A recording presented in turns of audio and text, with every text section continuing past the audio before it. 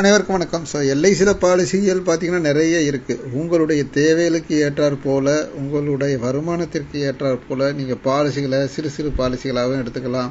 இல்லை அப்படின்னா ஒரு பெரிய பாலிசியை ஒன்று எடுத்து ரெகுலராக ப்ரீமியம் கட்டிட்டு வரலாம். இது கண்டிப்பாக உங்களுடைய ஃப்யூச்சருக்கு கண்டிப்பாக உதவும். மற்றது மாதிரி அதில் பணம் போட்ட இவ்வளவு தான் கிடச்சி, இதில் பணம் போட்ட இவ்வளவு தான் கிடச்சிது அப்படின்னு நீங்கள் சொல்ல வேண்டிய அவசியம் இல்லை. கண்டிப்பாக உங்களுக்கு ஒரு நல்ல ரிட்டர்ன்ஸ் இந்த பாலிசியில் உங்களுக்கு கிடைக்கும். இதில் முக்கியமானது என்ன அப்படின்னா, இதில் நிறைய இன்பில்டாக பாலிசி நிறைய விஷயங்கள் இருக்குது. அதிலலாம் நுணுக்கங்களை தெரியாமல் பாலிசி எடுத்து பிரயோஜனம் கிடையாது.